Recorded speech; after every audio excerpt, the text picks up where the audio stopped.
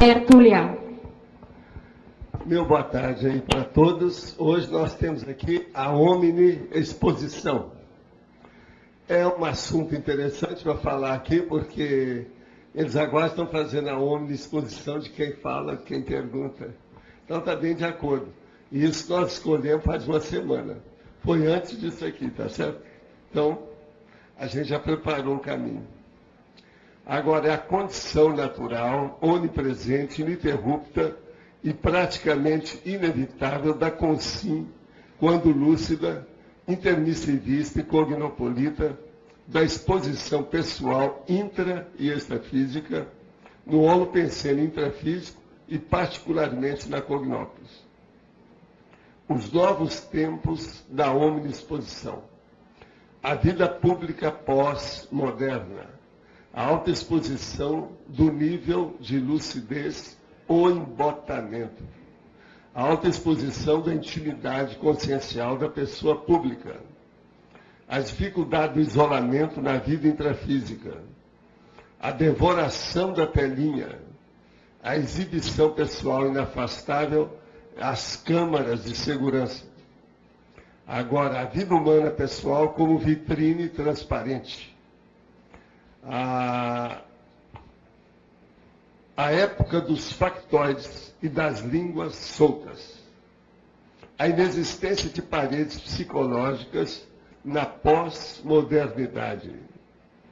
Agora, existe a lei da interdependência consciencial. Agora, nós temos uma série de considerações, como sempre, e na vida moderna ou conscienciológica, a tentativa de acobertamento de alguma ação mínima pessoal é manifestação evidente de ingenuidade ou imaturidade própria da consciênsula. Como convive você, leitor ou leitora, ou aqui vocês que estão me ouvindo, seja aqui ou à distância, com a omni-exposição? Você emprega medidas pessoais de resguardo da tranquilidade, na coexistência com o cosmos? Eu quero dizer que o tema hoje tem uma fatologia mais extensa e ele tem 28 logias e 6 máximas. É uma coisa para se pensar. É um tema que envolve todo mundo, ninguém foge disso aqui. Seja quem for, está sempre sob algum tipo de spot. Então é muito importante o estudo da omni-exposição. Quer dizer, uma exposição generalizada. Então, hoje a pessoa tem que viver esquecendo os segredos dos acobertamentos e outras coisas nesse sentido. Tudo vem a público. E a vida hoje é uma vida caminhando cada vez mais para a glasnost, para a transparência, para a explicitação clara daquilo que nós fazemos. De modo que as cobaias saíram das prisões, das masmorras, das grades. Elas estão expostas, as cobaias. Nós todos somos cobaias. De modo que a condição de cobaia hoje é da exposição máxima. Eu queria pedir aqui a vocês, para aqueles que puderem, ajudar na tomar conta dos processos lá do shopping, da Expo Conscienciologia. Na sexta-feira, está faltando quem possa trabalhar das 14 às 18 horas. E no sábado está faltando de manhã, de tarde e de noite. No sábado, que geralmente todo mundo é folgado, ninguém vai lá trabalhar. De modo que eu apelo para os folgadões e as folgadonas para nos ajudar. São 4 horários. Sexta-feira à tarde. E sábado de manhã, de tarde e de noite. O mais preencheram tudo, ao máximo.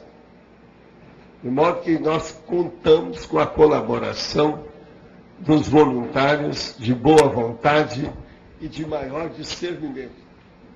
Aqueles que querem trabalhar mais depressa consigo mesmos. Agora, outra coisa. Vai haver uma tarde da sinologia, que é uma palestra sobre a reurbanização da China, com o lançamento do projeto Think Tank Sino Brasileiro, com os diretores do IASB, que é professores Kevin e Simone. É sexta-feira, dia 21 de março, das 15 às 17h30, no discernimento. De modo que já estou falando aqui para o dia 21. Vale a pena pensar nisso, quem está interessado nos processos da China. Dona Tânia, pode falar, vamos em frente. Pois é, aqui na exposição, eu tenho duas questões. Eu gostaria que o senhor falasse mais. Eu não estou cobrando nada, pode você não está cobrando nada? Ultimamente, não. Ó, sinologia, o penúltimo item, o desenvolvimento das paraperceptibilidades, aprofundando a cognição instantânea dos homens pessoais. Quer dizer, ele passa a ser pessoal por causa do parapsiquismo? Qual é a ideia? O que eu quero dizer com você é o seguinte: todo mundo tem isso que o povão chama de aura. E eu gosto de chamar isso da energosfera da pessoa. Então, é uma esfera de energia que acompanha e aquilo está sempre com vitalidade, com movimento. Agora, o que se passa? O que nós estamos falando aqui é o seguinte: se a pessoa tem cognição do processo da energia, se ela tem um conhecimento maior de parapsiquismo, o que se passa? O onipensene pessoal, quer dizer, a atmosfera dela, a ambiência, o ambiente dela, o meio dela, aquilo fica mais claro e nítido. E as energias também aparecem mais. Então, a própria pessoa, a força presencial dela, vitaliza, potencializa a situação. Então, por exemplo, eu posso olhar uma pessoa e ver que ela tem uma aura até muito grande. Conforme a situação, você vai perguntar para mim assim: essa pessoa é desenvolvida parapsicamente? Fala assim, não. Por quê?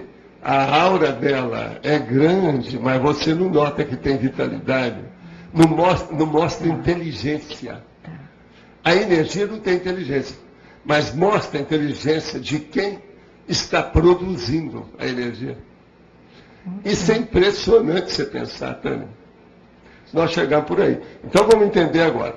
O desenvolvimento das paraperceptibilidades, aprofundando a cognição instantânea dos homens pensando pessoais. Instantânea. Você, através do seu, vê os outros. E o outro, se ele está potencializado, ele te ajuda a perceber.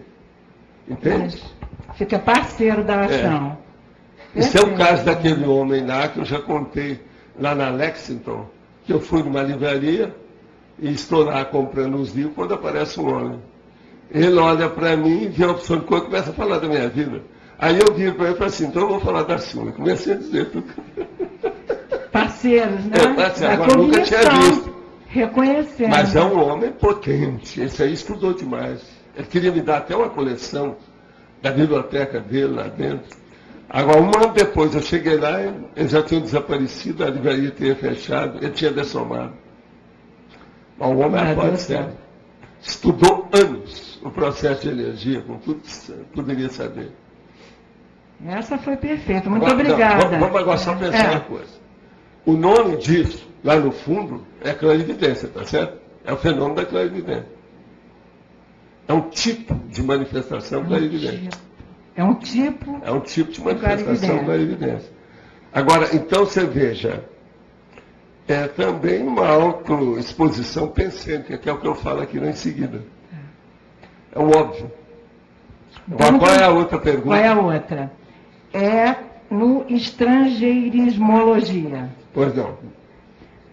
É o último item. Ah, sim. O provimento de maior feedback em todas as áreas de convívio. O caso é o seguinte. Feedback. Você vê uma coisa e já tem a resposta. É um retorno que você vai receber. É uma alimentação que já vem a notícia, a informação, a comunicação. O que é que se passa? A omniexposição, dependendo do tipo da pessoa, você vê que tem alguma coisa. Hoje, por exemplo, aqui, ó, você olha lá para o Indiana Jones, você vê que ele esteve no Beauty Parlor. É uma coisa mais do que óbvia. Você está... Olha o cabelinho dele todo arrumado. Você está entendendo? Isso é óbvio. Mas agora, por exemplo, a gente vê outras coisas além disso. E outra coisa, você vê quando uma pessoa está down, quando é que uma moça está... TPM. Na TPM. Você está entendendo? Eu não tenho mais. Agora, né? O melhor da história é esse aqui, ó. Eu não tenho mais. O melhor da história. Aqui, o melhor da história não é isso, não. Você vê, por exemplo, a hora que a pessoa está grávida. Isso é que é terrível, tá, né? É terrível. Ela ainda não sabe que está grávida. Uma vez que aconteceu em Uberaba, deu um problema danado. Eu não sou bobo, eu só falei com o marido presente. As mães têm essa facilidade de saber se a filha está grávida. Eu vi assim, escuta, a hora que entrou o casal para conversar comigo. Aí eu falei assim, escuta, eu posso ser franco numa coisa? Você está grávida. Você está sabendo disso? Aí ela olhou para o marido olhou para ela e falou, que negócio é esse de estar grávida? Ainda não. Você está grávida. Eles foram olhar, a moça estava grávida mesmo. Outra coisa, nunca tinha encomendado filho nenhum. Está entendendo? Gente com mais de 30 anos cada um. Agora, aí vieram perguntar para mim, mas como é que você ficou sabendo? Sabendo. O processo todo é esse. Há processo da paraginecologia.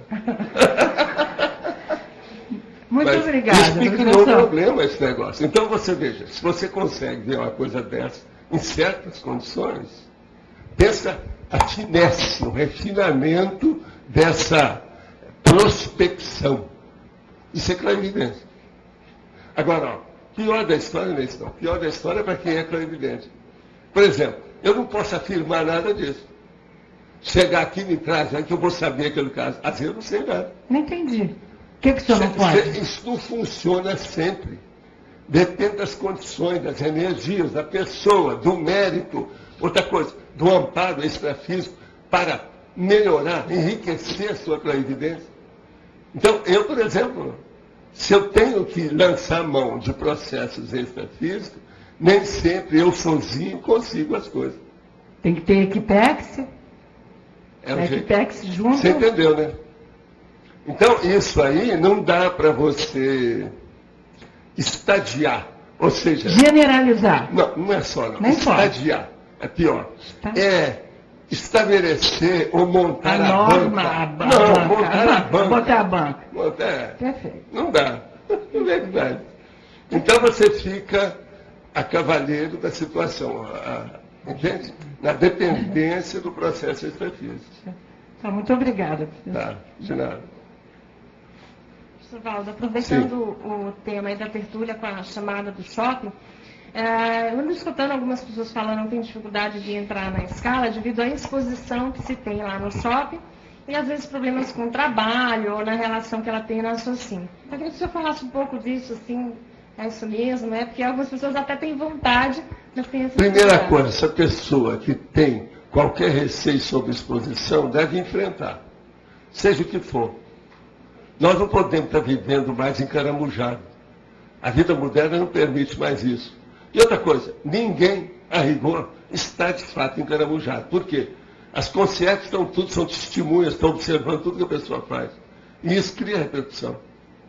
De modo que essas pessoas que têm esse receio, fala com elas para vir conversar comigo. Amém. Tá bom? Tá bom. Eu vou conversar com elas com calminha. Quero ver cada caso em particular. É até curioso ver, né? Gente nossa, assim, inibido, tímido, tá até esquisitinho. É preciso de ver o B.O.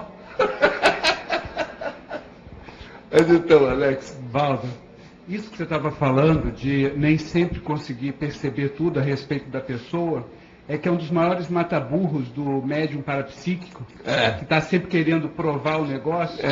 E é bobagem. E outra coisa, se você começar a contar papo, a contar muita coisa dele, é besteira. Ele não manda dentro do processo. Agora, outra coisa, muito séria. Tem um contravapor disso aí. Já pensou nisso? Não? Não, fala. Então, por exemplo, uma pessoa fala assim, ele pode chegar para você do jeito que está falando aqui agora. Se o problema é meu, eu às vezes consigo superar, que o negócio é só meu. Mas se o problema extrafísico é mais sério e tem que envolver consciência, não depende de mim. Mas, mesmo essa primeira condição, o amparador pode chegar e... Amparador que estou falando, não é assediador, não, amparador. Para proteger algum caso, alguma coisa que tem. Por que é que eu sou, o povo acha que eu tenho uma tranquilidade, que eu não tenho curiosidade nenhuma? Isso aí é jogo de cintura. Se aparece uma consciência e não apresentou nada, só mostrou, eu fico só de olho. É stand-by. Eu não sei qual o motivo. Às vezes aquilo é para me proteger. E eu estou ignorando tudo. Essa terceira posição é a mais difícil. Isso aí, esses médicos que estão em desenvolvimento, tudo assim, eles não têm ideia disso. Não tem. Tem que ter estrada ainda. Falta estrada. 50 anos de praia. Senão não vai, não. Você achou? Obrigado. Gente, eu estou aqui. Só um minutinho, não pode ficar perto do microfone. O caso todo é o seguinte. Eu estou aqui com os downloads, a situação toda aqui da online, e está virando uma revista isso. Em vez de sabe, uma coisa escrita, está com 6 fotos isso aqui, hoje. Isso aqui é de ontem. Agora, só tem uma piada aqui lá do André, que essa eu não posso deixar passar. O André é um rapaz do Rio, lá, o meu futuro colega de medicina, que está fazendo essas coisas. Mas ele falou uma coisa aqui que eu não posso deixar de passar. Eu não vou perder um amigo, eu tenho certeza que ele vai me entender. Mas é uma piada que você não pode deixar correr. Aqui, lá pelas tantas, eu andei falando aqui sobre o negócio de como é que a pessoa vai ver. Então, tem que ver a aura, ir com calma, fazer umas perguntas bem cretinas em cima do lance. Pergunta raio laser. Vocês lembram que eu falei isso ontem? E aí eu falei mais alguma coisa na frente. Agora ele colocou assim, para pegar o fusível da pessoa.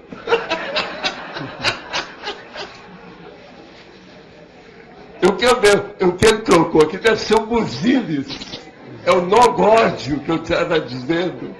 Agora, buzilis, então, André, buzilis é uma coisa, fusível é outra. Agora, romper o fusível da pessoa. Essa eu não podia deixar passar. Não dava. Tá aqui, o negócio é muito engraçado. Agora, veja, já está saindo várias anedotas assim, sem querer, cada tradução rápida que ele faz. Mas o que é bom é que ele explica. Qualquer coisa, se tiver incompreensível, é só entrar em contato, ver como é que é. Agora, essa do fusível, Márcio, você acha que eu ia deixar passar? Não dava, né? Não dava. Mas então, chefe, o que você manda? É o seguinte, a omnisposição nossa como consciência diante do evolutório, eu sei que é ampla, geral e restrita, mas se poderia detalhar até onde vai isso? Às vezes ele pode conseguir detalhes que nem nós sabemos, sei lá, como que funciona. Ele sabe quase sempre assim, as coordenadas ou diretrizes do processo do passado da gente que envolve o temperamento. Agora, a partir desse conhecimento, ele dosa isso de acordo com a necessidade. Se no momento, por exemplo, seria bom a pessoa saber, ele faculta o ambiente para a pessoa chegar e ter conhecimento daquilo. Mas, se não interessa dentro do desenvolvimento, dos fatos, de tudo que está ocorrendo, que a pessoa vá conhecer aquilo, o melhor é segurar a situação e deixar como está. A coisa que ele sabe. Agora, Alinho, a coisa séria do passado é o temperamento da pessoa, que é o último que movimenta, é o último que se move, que se transforma, que dá alteração, que melhora. Então, ele sabe quais são as coordenadas. Onde é que a pessoa derrapou, deslizou, caiu na casca de banana. Ele sabe. Mas ele só vê aquilo, vai ajudando. Agora, se amanhã precisar de alguma coisa para alertar a pessoa, conforme a situação, estiram até a consciência do corpo e falam para ela, ó, o que se passa. Tudo depende do mérito, e principalmente o mérito grupal, não mérito pessoal. Isso é muito importante também a gente clarear aqui. Mérito grupal é uma coisa, mérito pessoal é outra. Uma pessoa, às vezes, ela tem um mérito que você olha e fala assim, não, ela não tem tanto mérito, não merecia isso. Mas não é. Pelo trabalho dela, a função que ela exerce, ela merece aquilo, sim. Porque aquilo vai repercutir com outras consciências. Essa assistência, então, o evolucionário está a par disso. Eu, por exemplo, às vezes, as coisas que eu fico sabendo, eu não tenho merecimento para aquilo, se fosse só para mim. Mas como não é para mim, eu acabo ficando sabendo. Então, é aquilo que na Bolsa a gente fala, que é uma informação privilegiada. Vocês já viram? A informação privilegiada em economia, na Bolsa de Valores, é processo de crime. Agora, nesse caso aí, se vê o problema evolutivo e a informação privilegiada. Você entendeu isso aí, né? Entendi. Agora, o que ele acessa da gente lá como consciências e o que ele acessa aqui, a gente como consim também ele acessa, até onde ele acessa? Ele acessa porque ele vê, aqui ó, esqueça se você é consciente ou consciente. Se você está falando de um evolucionário, ele vê a consciência. Agora, ele sabe daquilo e sabe administrar a essa abordagem diferente. É a abordagem do 2 e do 4. Aquilo que eu chamo do 2 e do 4. Quer dizer, a abordagem nossa é a composta grossa, porque tem 4 veículos. E a abordagem da consciência tem só 2, que ela é mais acertadinha. Eles sabem manobrar isso aí, sabem como é que isso funciona. E a influência que tem o problema do corpo em cima da consciência. Corpo humano, eu estou falando. Mas então ele bate mais então, no temperamento. E outra coisa, eles todos têm aquilo que eu já falei, tem um desconto, né? Para mim, vai entre 2% a 3% das nossas falhas. O índice de erronia nosso pode ir a 2% a 3% do geral. São atenuantes. A margem mais de do que erro isso, eles caem fora. A margem de erro dele que é 2. A margem de erro. Eu estou escrevendo agora sobre o índice de erronia, que é mais em cima do lance, né, mais técnico. Praticamente acerta tudo. Né? Assim. Agora, ele é consciente disso, ele sabe o que está se passando. Você vê, tem lógica isso? Mas o que obrigado. Tá. Agora, gente, eu queria falar para você o seguinte. Há gente por aí que acha que a enciclopédia é uma máquina de triturar os cérebros. Eu quero me falar isso. Então eu quero dizer que é uma questão de achismo, que essa pessoa achou. Não, eu acho. Então, assim, isso é achismo. O achismo diz respeito ao homo regressivus. Ele nem é sapiens ainda, é regressivus. Outro nome que a gente dá é homo obtusus. Entende? De modo que eu só estou respondendo aqui para clarear bem o que eu tive que explicar para alguma pessoa aí. Então o problema é de achar. Triturar serve como? Daqui a pouco eles vão falar que nós estudamos demais. Vocês querem isso? Vai ser uma homenagem aí ao Mário, está estudando demais. A Rosa. Deve ser alguma condecoração que estão querendo dar para vocês. Né? Sei lá, entende? Mas pode falar. Como é que a gente pode trabalhar com esse limite da autoexposição no contexto grupal da comunidade conscienciológica, no sentido de você dosar essa questão da privacidade? Olha, o problema é o seguinte, você fica do lado, é a sua privacidade pessoal. Autoprivacidade. Do outro, chama-se vedetismo e estrelismo. O negócio é ficar no meio termo de uma coisa com outra. Agora, veja, se a sua vida começar a ficar muito pública, você começar a licionar muito, a publicar livro, a debater as coisas, a sua vida pública, então, ela se dilatar. A sua privacidade vai ser cortada um pedaço dela e o estrelismo vai ser inevitável. Um pedaço também. Então, uma pessoa que está aí na dela, está medíocre, mediana, não aparece muito, bem vulgar, ela está entre essa auto-privacidade e o auto-estrelismo. Agora, a outra que tem a vida pública, já tem um pedaço lá que já diminuiu da privacidade dela, que é inevitável, e vai ter um pedaço também do estrelismo que ela vai ter que enfrentar. Agora, há profissões que fazem isso até antes. O médico, por exemplo, ele é mais exposto em certas coisas. Às vezes, você tem uma clínica, por exemplo, às vezes ele é chamado de madrugada, sem mais nem menos. A vida de médico, a vida privativa, às vezes, é muito difícil. Eu sei o que é isso, eu passei por isso no interior. A gente pode dizer, professor Walter, por exemplo, que esse nível de autoexposição que você tem, para você isso ser positivo evolutivamente, depende do nível de cosmoética que você consegue já aplicar. Cosmoética, e o mas nível de segurança principalmente a cosmoética daquilo que você faz. São as suas ações, sua atitude, seu comportamento. Aí o negócio da etologia. É a base de tudo. Se você anda tudo certinho, seus objetivos, seu trabalho, seu rendimento, tudo é positivo, por que você vai ter vergonha de expor? Não tem motivo. Agora, por exemplo, então, isso aí é muito sério olhar por esse outro aspecto.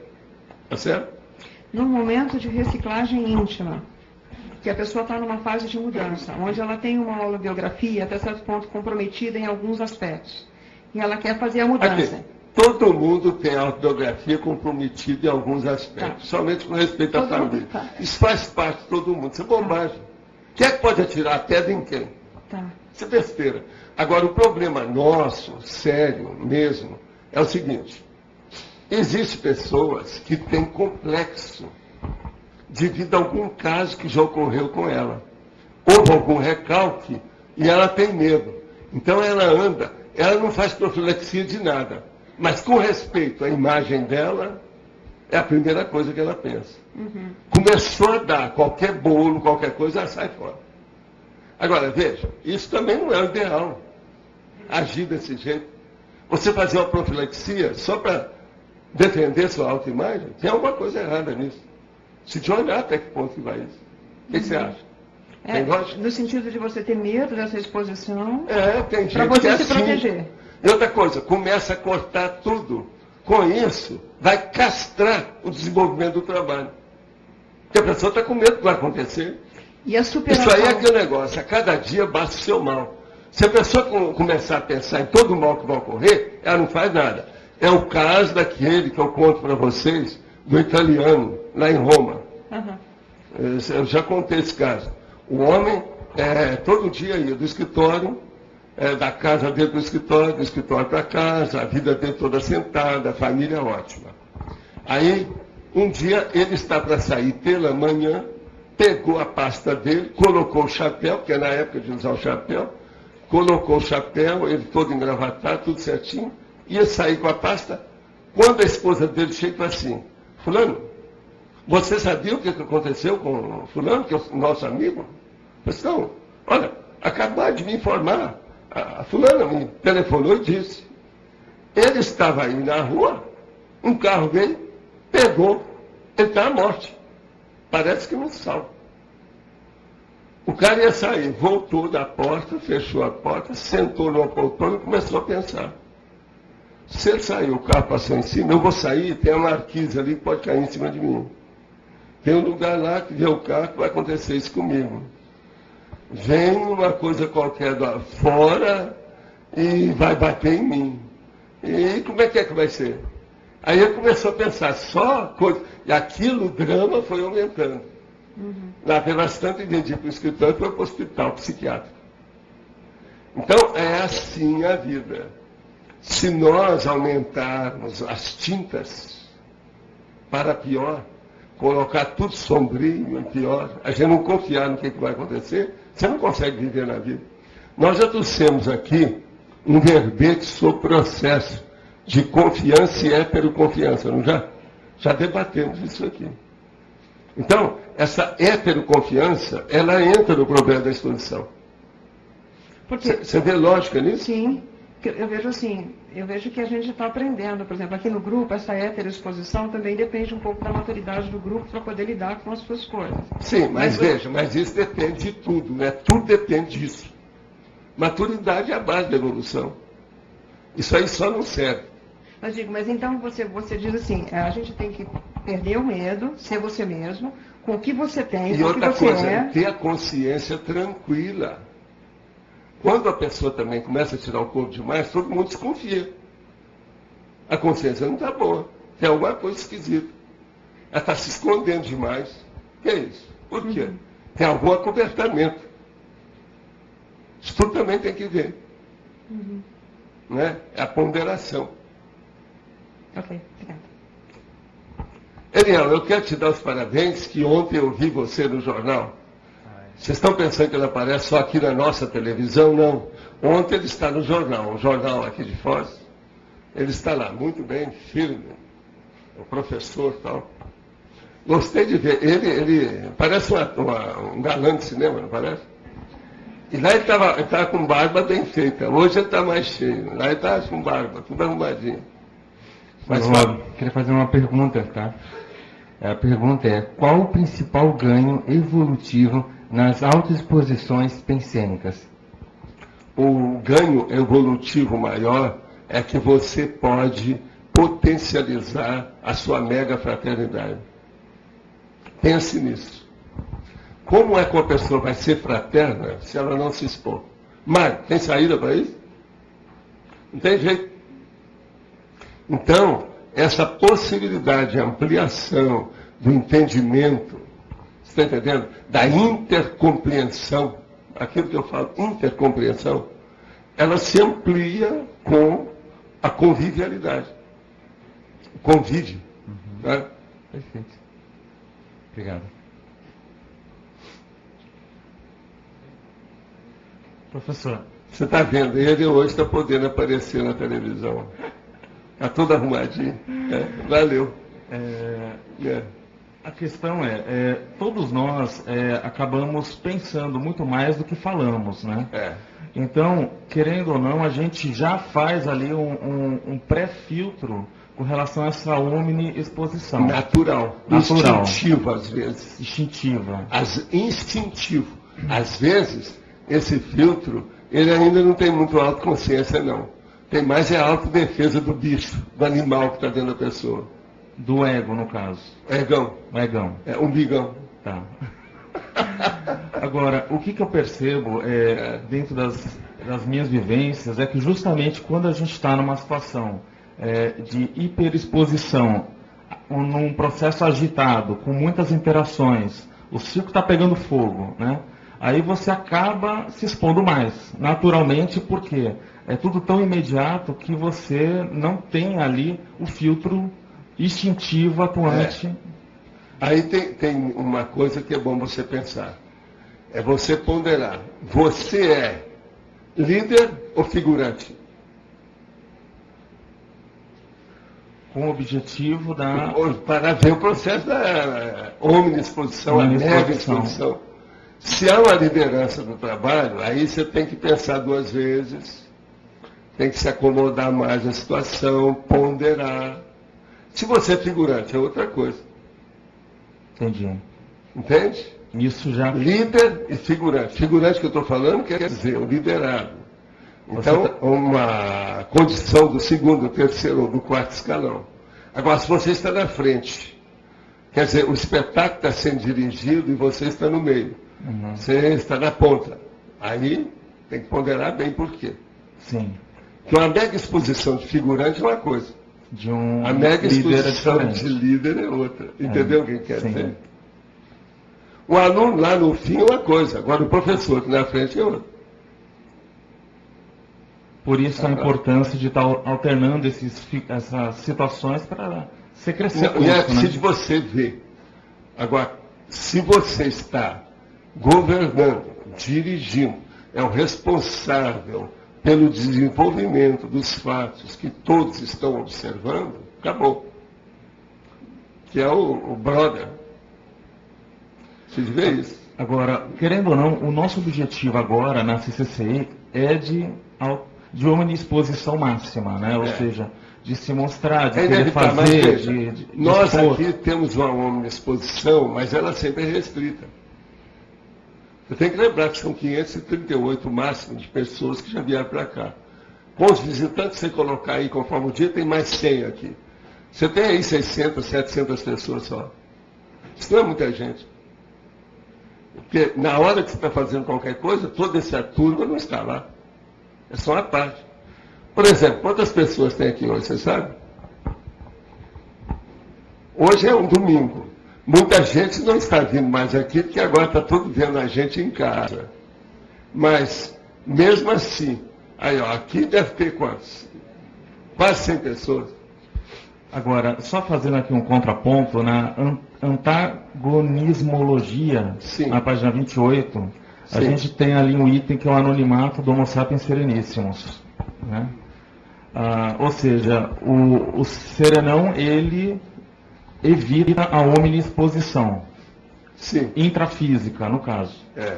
Agora, o que a gente pode refletir, até você já comentou sobre isso, que nós estamos num momento evolutivo pelo contrário, de quebrar as estruturas. O serenão não faz omniexposição para não humilhar a gente.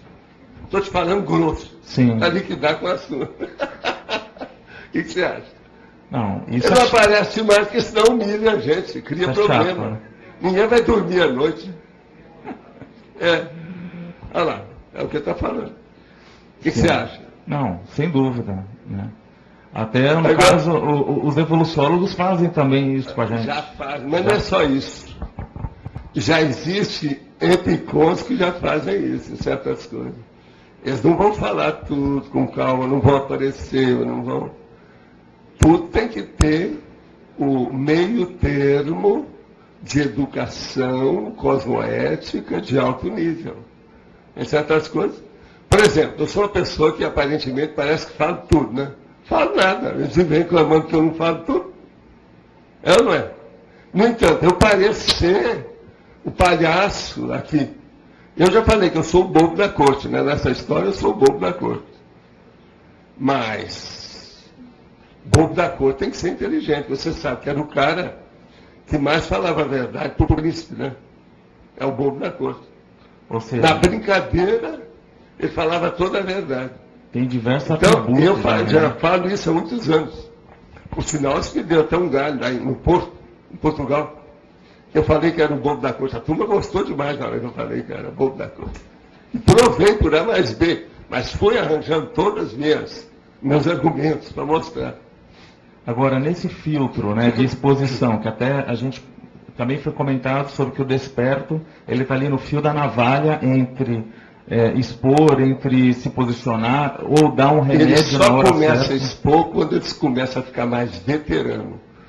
Quando ele alcança um nível de veteranismo, da dispersidade, ele se expõe mais. Porque no início, às vezes, nem ele percebe que ele já é um esperto. Quando ele vai ver, ele fala assim, olha, desde o ano passado que eu já estou assim, e eu não percebi. Uhum. É para ele ter confiança na situação, ele vê como é que é. A hora que os acidentes começam a diminuir, ele vê que tem alguma coisa diferente. Entendeu? Acidentes que eu estou falando assim, acidentes que possam chamar atenção, do ponto de vista de energia, de efeitos físicos, entende? Sim. De assédio, de emoção. Agora, uma forma para a gente entender essa figura do serenão e aplicar dentro dessa vivência às avessas conosco, seria de estudar a bibliografia. O ideal é estudar a biografia, mas não só. Não é um problema só isso, não. Você estuda as biografias, de um modo geral, das grandes personalidades, os gigantes da história. Mas ali você vai ver se tem Epicom, se tem desperto, se tem evolução, se tem serenão. Agora, eu dou o serenão como modelo, porque é o último que acontece aqui. Vocês vão evoluir. A última etapa de todos nós aqui é ser serenão. Depois disso vai virar outro bicho evolutivo. Sim. Mas esse bicho não vai existir mais. Então, isso tudo eu preciso de verificar. Ele é um modelo. Tá. É um espelho. Entendeu? É ali uma cobaia para ser examinado. Agora, então, é muito importante hoje nós estudar aqui, por isso que está aqui o seminal. Essa omnisposição vai chegar a um ponto que nós não vamos cuidar disso mais. Vamos cuidar o omni anonimato. Claro. Porque o processo vai ser mais extrafísico. Agora, só mais uma questão. A influência dos cursos intermissivos nesse processo, até da CCCI, que você colocou em especial, pelo menos eu percebo que é aquela questão, a gente não consegue retroceder mais nisso, né? Não. Ou seja, parece Não, que esse é igual é aquele um nosso imperativo, amigo, né? aqui, ó, um amigo meu, de muitos anos. Ele chegou e começou a entender as coisas todas da conscienciologia, achou que ela também já tinha feito curso intermissivo, tudo isso. Chega um ponto, a vida dele começa a criar uma opção de embaraço. Ele então se retira e ele mesmo fala, não, eu sou dissidente, não posso ficar com você mais, Oswaldo, desse processo todo. Vamos embora. Passa aí 8 anos, Quero a volta. quando ele chega, Valdo, não dá para ficar sem a conscienciologia. Eu estou sofrendo com esse negócio. Então eu vim aqui, então, aí eu digo para ele assim, ó, o seu nome já está inscrito, você é um retomador de tarefa. Pois é. Ele começou a rir. Falei assim, ó, ainda tem muita coisa para ser feita, você não perdeu tanto tempo, tem tanta coisa aí. Isso. Agora tinha que atualizar, dar um jeito. Agora, Você está entendendo? sim. Agora, isso a gente poderia analisar em termos de psicossoma como uma paracicatriz clara, assim, dentro de um processo? Porque a Até gente... um certo ponto, sim. Mas agora, veja, cada um tem suas experiências, né? Eu preciso de ver como é que o psicossoma de cada um, como é que funciona. Entendi.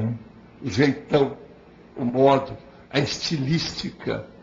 Usar- E outra coisa séria, o mater pensere. Entendi. O que é que orienta essa pessoa? O que é? Qual é o megafoco básico que ela tem? Ela está interessada em qual foco? Em qual núcleos? Qual o core do interesse dela? Agora, para ter chegado no curso intermissivo, ela já deve ter treinado essa omni-exposição antes, né? Não, Ou ela não? já era assim, a gente não pode dizer que treinou, não. Não interessa o que era. Certo. Mesmo que fosse por instinto, ela sabia o que Tá. ela queria. Uhum. Agora, o que se passa? Hoje é diferente. O problema nosso é de autoconscientização total. Isso é verdade. Se não tem, É, nós não somos mais nem vegetais, nem subhumanos. sim, O proto-reptiliano não tem mais espaço entre nós. é verdade. Nós temos que assumir isso aí, querendo ou não. Eu sei que é difícil, mas daqui para frente tudo vai ser diferente. É, né? O carnaval vai ser outro. Tá joia. Tá certo?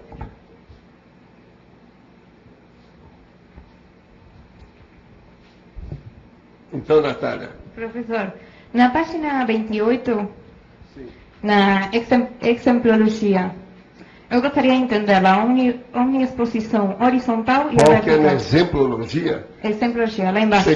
Você quer o vertical ou horizontal? Horizontal. ou Horizontal. Omniexposição horizontal. A da consciência doente, inerme, no leito do hospital. Ela está com a omniexposição. A enfermeira ou o enfermeiro vem, toma conta dela, dá banho nela, conforme a situação. Mais exposição que essa, ela virou um bebê. E por que horizontal? Aqui, ó, omniexposição maior que tem é do recém-nascido. Em segundo lugar, é de uma pessoa que está na UTI, por exemplo. Vocês veem outra do outro jeito? O problema é esse. Porque agora, por exemplo, a pessoa está com omniexposição no caixão. Não é mais, ali é um cadáver. O problema é enquanto ela está viva. Mas agora, e tem a vertical. A da pessoa lúcida expondo o episódio autobiográfico crítico na tribuna. Está entendendo? É a hora que você vem aí e fala, eu na Argentina eu passei por isso, por causa disso. Está entendendo? É uma disposição. Aqui nós temos várias pessoas que já fizeram isso. Tem uma pessoa que uma vez se expôs publicamente e aquilo gravou. Todo mundo guardou a experiência dela. É a Simone Delatour, essa que está na China aí, que esses dias vem aí. Ela chegou publicamente mostrou o que ela estava fazendo, como é que era a situação. O povo todo ficou de orelha em pé para saber de tanta revelação íntima dos processos dela. Mas devido ao quê? Ela queria expor a situação. Até um certo ponto, ela estava procurando até ajuda para que o povo pudesse entender. Isso ajudou muito. Entende a ela? Ela cresceu muito com o tempo. Outra coisa, na mesma página, filiologia, poderia falar mais sobre a grupalidade neofílica? Onde que está aqui? É filiologia? Filiologia, a grupalidade neofílica. Deixa eu ver onde é que está isso. Eu não estou sabendo aqui onde Na é que mesma está. página 28, no item filiologia. Filiologia. Não, mas a filiologia que eu tenho aqui é a sociofilia, gregarofilia, é isso? Sim, O depois. que você quer? A grupalidade. A grupalidade neofílica. Isso. A grupalidade neofílica é o seguinte: você está dentro do grupo e quer saber da coisa nova. Você quer crescer, você quer entender, você quer estudar. Então você é neofílica. Você quer saber das novidades. Agora, dentro do grupo carvalidade, é preciso ver se isso é fofinho, se é fofex. Sabe o que é isso, fofinho? Fofinho quer dizer fofoca intrafísica. Fofex é fofoca extrafísica. Então, isso aqui é muito importante, a pessoa saber. O seu interesse, por exemplo, é de boato? É de fofoca? Ou é uma coisa séria? Entende? Isso é diferente. Por exemplo, uma pessoa chegou aqui hoje para mim e falou assim, ó, fulano está doente. Isso não é fofoca. A gente já está pensando positivo para melhorar essa pessoa. Entende? Agora, fofoca são outras coisas. Então, existe muito disso. É chamado factoide, boato. Entende? Tem muito disso. Está claro? Então, Marcelo.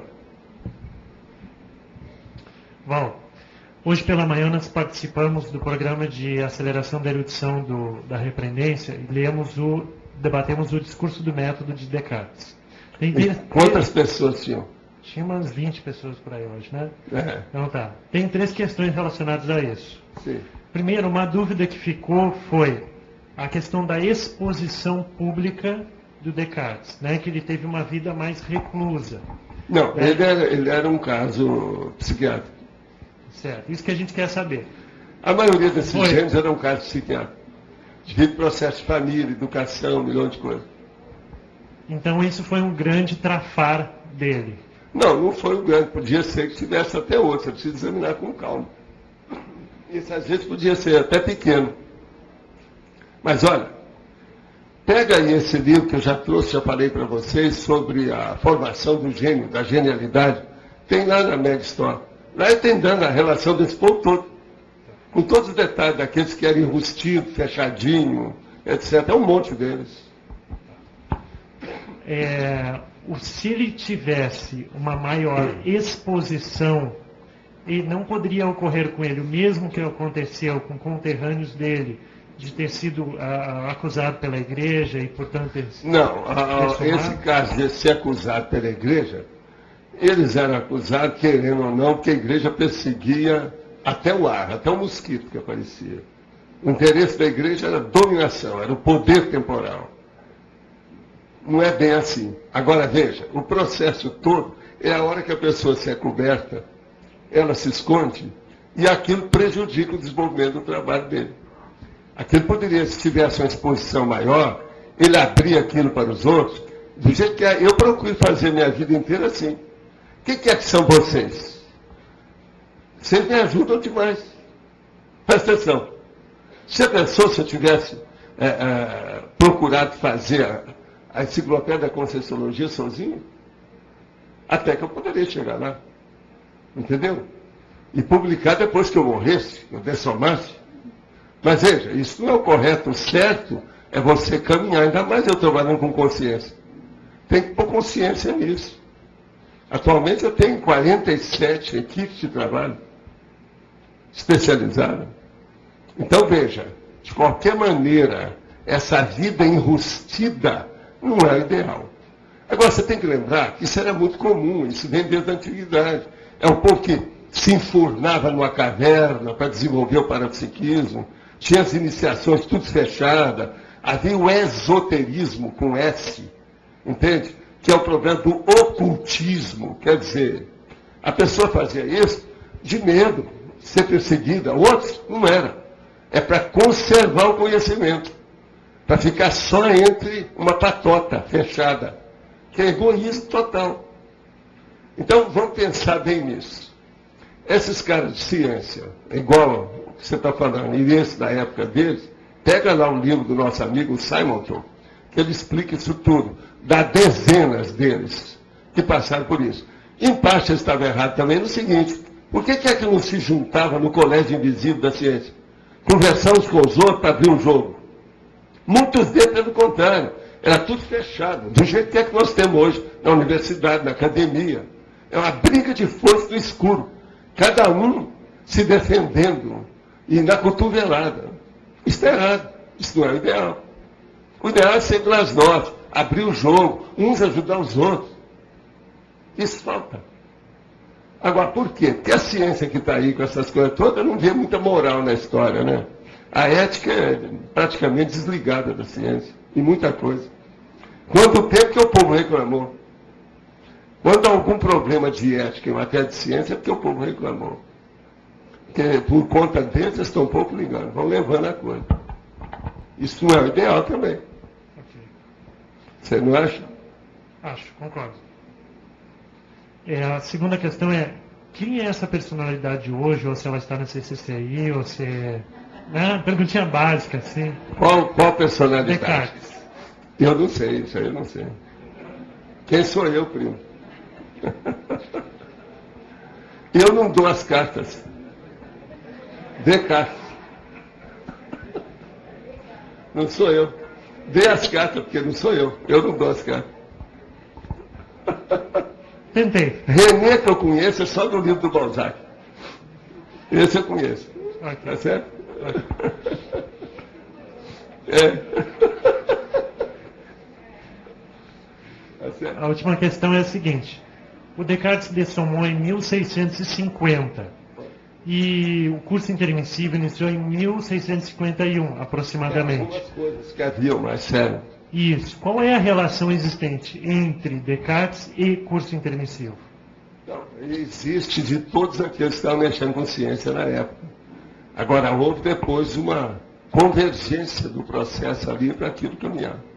Mas tem gente até antes dele, do Descartes, e da época dele, contemporâneo. Tem que olhar, tem outros nomes, não é só ele.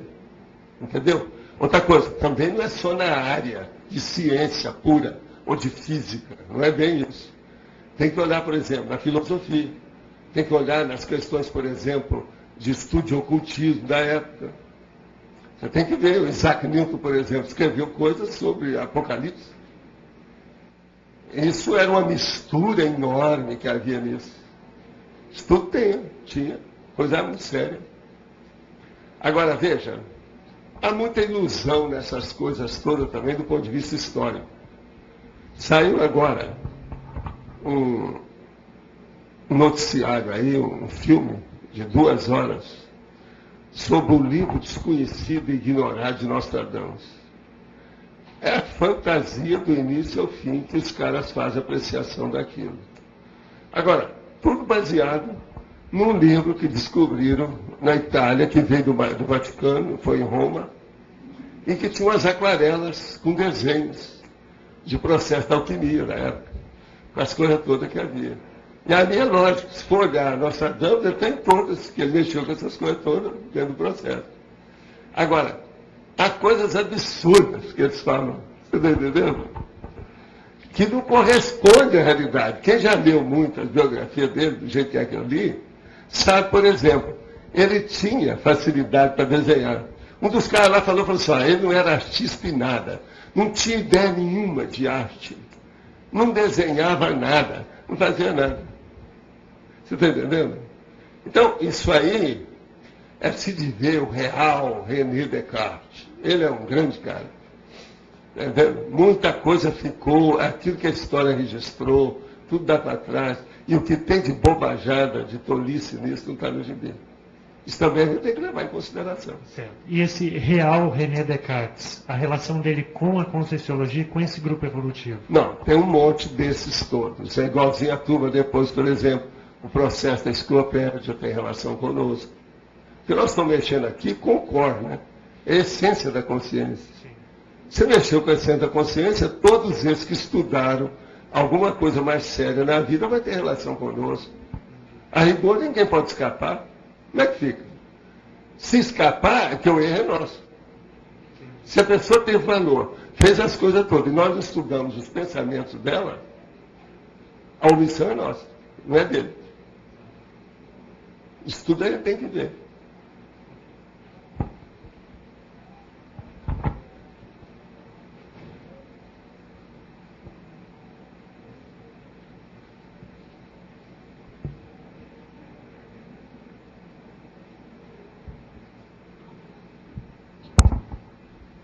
Vou puxar o microfone, senão o Marcelo é bem mais altinho do que eu. Professor Valdo, eu gostaria de entender um pouco mais sobre a relação da omniexposição com a TENEPS. A TENEPS, ela tem que começar no escurinho do cinema. Todas as grandes coisas, existe até um princípio de ciência que andaram estudando sobre isso. Todo o processo da luz, ou seja, da verdade maior, da iluminação, tudo começa no escuro. Por exemplo, você é uma preciosidade da natureza. E você foi criada, igual todo mundo aqui, no escuro. No escurinho do útero. Você entendeu? As grandes ideias todas nasceram na escuridão. No escurinho do cinema. Então, isso tudo a gente tem que ver. Agora, é muito estranho, né? É da escuridão que nasce a luz. Você pensou? Você acha, por exemplo, que se não houvesse escuridão, precisaria da luz? Tudo isso a gente tem que começar a pensar. Olha uma coisa dependendo da outra. Parece que eu estou divagando filosoficamente sobre o assunto, mas não. Estou baseado em fatos. Então você veja, se a própria consciência, para se manifestar aqui, através de um veículo, ela começa tudo na escuridão, a noite, portanto, tem muito valor. Então entende? É bem relevante esse aspecto Pois é. Vamos pensar nisso. Agora, a omniexposição. No início, se a pessoa está começando, ela tem que ficar quietinha, né? Agora, geralmente, a gente não precisa falar isso para ela, porque ela vai passar 6 meses sob pressão, vai ter um estressamento maior, os 6 primeiros meses para desenvolver a TENEPS. Isso já dá uma certa lição para a pessoa, já mostra um certo encaminhamento, um modo de ser, um modo de proceder, o comportamento dela perante a assistência que ela desenvolve. Então, isso também nós temos que levar em consideração. Agora, o que se passa? Pode ser que vai chegar um dia, ela nunca sabe quando, isso pode ser daí 1 ano, daí 2, daí 3, que a vida dela vai ficar cada vez mais exposta devido a TENEPS. Por quê? Devido aos pedidos de TENEPS. Você sabe que lá no Rio vinha processo de correspondência minha, há muitos anos, vinha assim, TENEPS, Ipanema. Como ninguém usava, não existia essa palavra TENEPS, eles sabiam que era para mim. Você está entendendo? Então o Correio já separava aquilo tudo, falou assim, está tudo aqui para o senhor. Agora, o povo vem cá ficava dentro, falava assim, você agora mudou de nome, seu nome agora é TENEPS. Estou bancando francês, eu só tenho um nome, não preciso de 2, só TENEPS já sabe quem é. Agora veja, lá, com o passar do tempo, aquilo me melhorou, porque era em Ipanema, e em Ipanema só tinha 2 agências do Correio. E essa agência que foi feita na Praça General Osório, eu tive a primeira caixa postal, que era 70 mil. Depois todo mundo quis comprar esse número da caixa. Você está entendendo? Que era 70 mil. Porque todos os outros derivaram dela. Mas a turma do Correio já me conhecia por causa das coisas todas. E falou, não, TENEPS é um homem lá, é um professor. Ele é TENEPS. Então, Já tinha gente que ia perguntar, como é que você chama? Evaldo Vieira Tenepes? Como é que é esse negócio? Agora, gente, vinha registro, tudo com o nome de Tenepes. Agora, de vez em quando vem assim, Tenepes, Rio de Janeiro, Brasil. Chegava lá e já sabiam. Aí ficava lá um negócio parado, não, pode mandar que é para Ipanema. É lá na General Osório. Agora você veja, aí o que se passa? Já é a Tenepes funcionando no assistido. Ele não queria chamar muita atenção. Você está entendendo a intenção aí que está ali? A intenção de quem fez isso. Ele não queria chamar a atenção demais do problema dele. Só para eu saber o que era, junto com os amparadores. Então, é o mínimo de revelação, ou de texto, ou de informação. Eu com o tempo, fui interpretando desse modo. Agora, a turma do Correio, de vez em quando, eu visitava, porque às vezes tinha uma correspondência muito grande. A minha caixa postal era dupla. Você está entendendo? Por isso que o povo queria.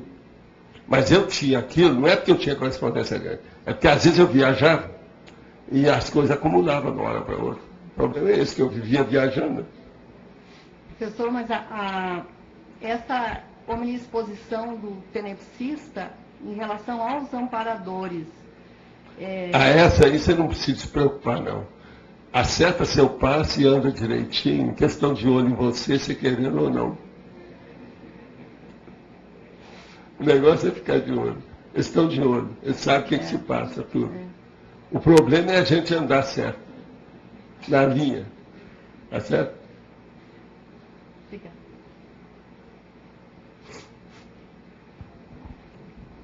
Dom Gabriel. Tem duas perguntas. Primeira é na fatologia, linha 9, de cima para baixo. Eu só queria entender por que a palavra Big Brother ela não está em estrangeirismologia. Big Brother. Não, isso aqui está até escrito, olha aqui, observa. Tá. Eu já fiz isso no original, é porque eu não estava fazendo. Outra coisa, a lei da interdependência também vai para o processo da legislogia. Aqui, ó, olha aqui a marca. Eu estou sem caneta, isso já está marcado. Tá certo. Tá certo?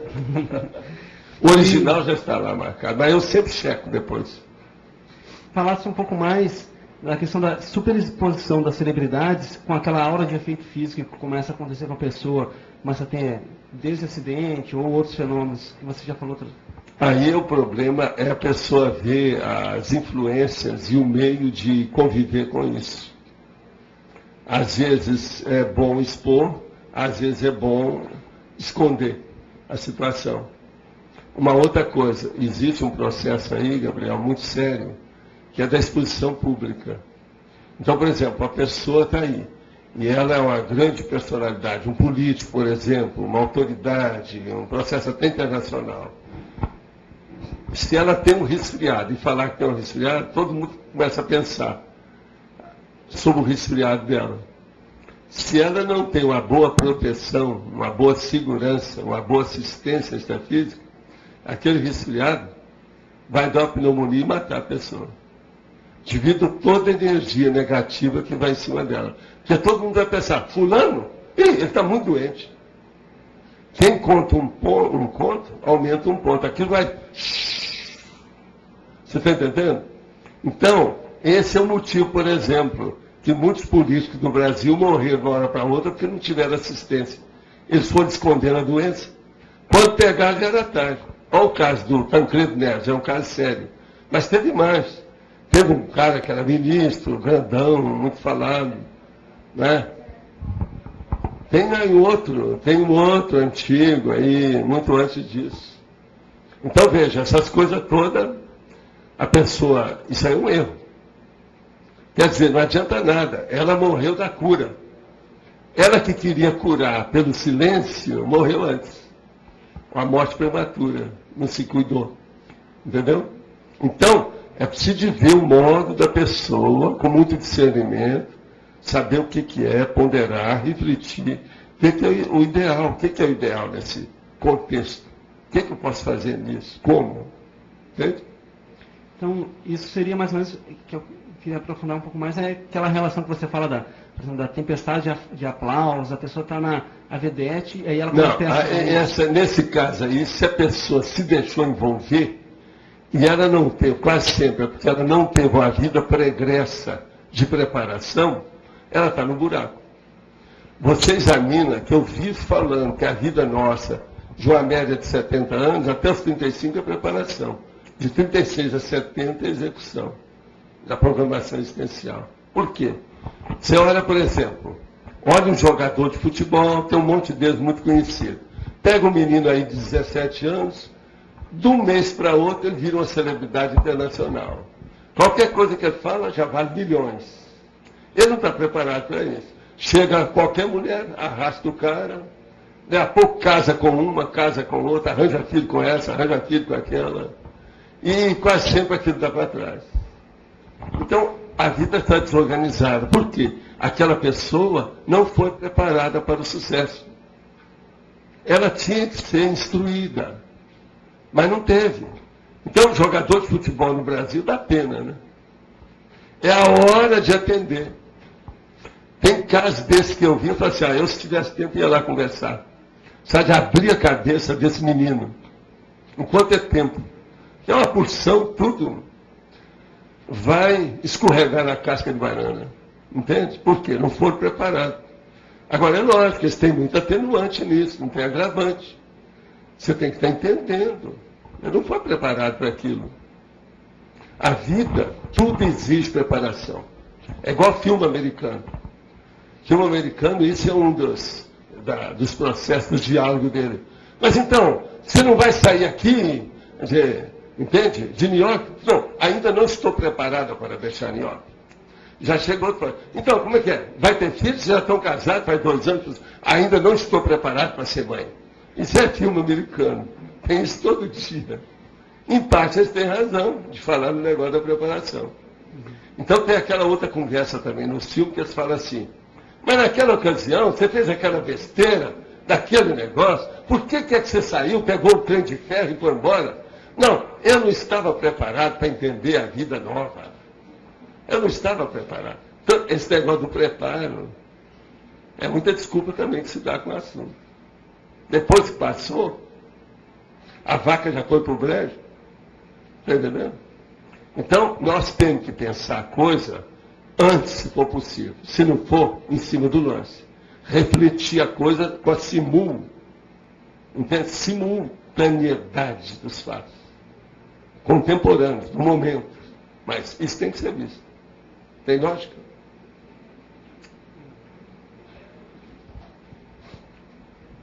Valdo, você acha que vale a pena fazer uma classificação de acordo com o veículo de manifestação que está sendo mais exposto? Então, por exemplo, uma exposição mental somática, a defesa de uma tese, de uma conclusão de curso, ou um item novo, uma heterocrítica na hora que você está debatendo eu acho ideia. Que tudo isso tem suas limitações. Mas também a pessoa não pode ficar, vamos dizer, covarde. Ela tem que defender a tese, seja lá o que for. Sim, mas eu falo dentro aí do processo aí da omniexposição, fazer uma classificação de acordo com o veículo de manifestação. Às vezes tem um que é mais exposto do que outro. Então, por exemplo, na hora que você coloca lá na CTI, no CTI, a pessoa que está no CTI, a exposição maior é somática ali, que está ocorrendo. Né? Dependendo da situação, pode ser uma mental somática. Tem coisa que você não pode ter medo e tem coisa que a gente tem que falar.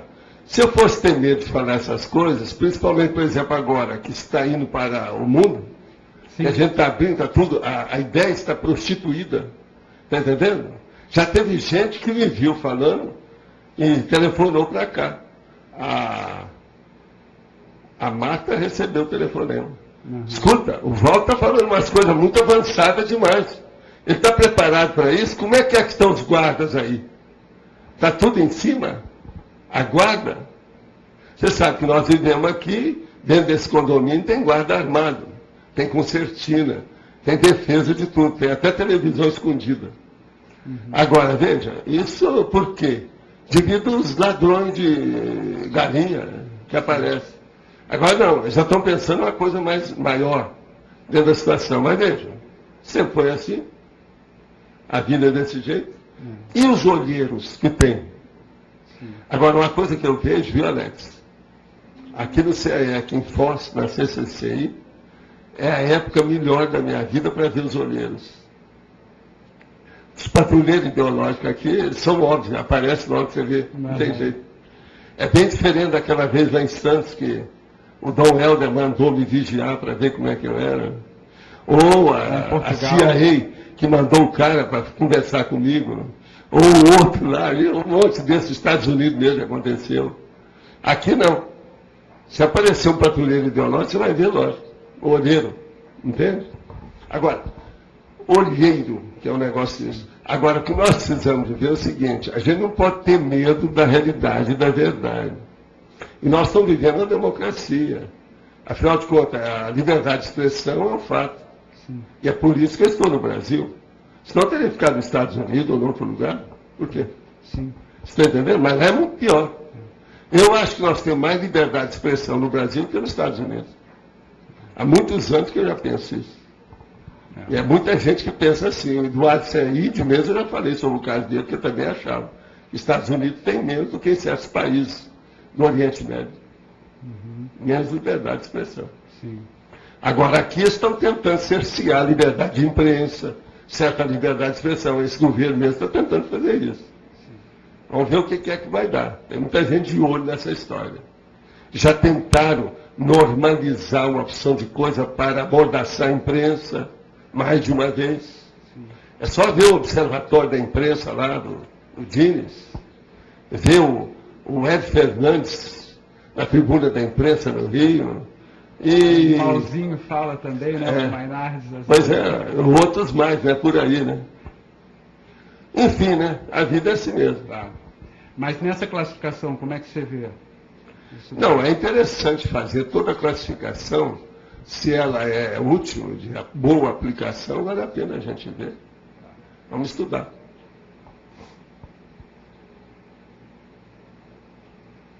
Boa tarde. Tarde. Hoje de manhã, professor, teve a reunião do plano diretor, né? Paulo organizou, foram várias mesas de debate, foi, acho que, bem produtivo, foi uma arrancada inicial. É plano diretor de quê? O povo não está sabendo. Sim. Paulo, você quer vir aqui explicar? Dar uma geral para o pessoal? Acho que é bom.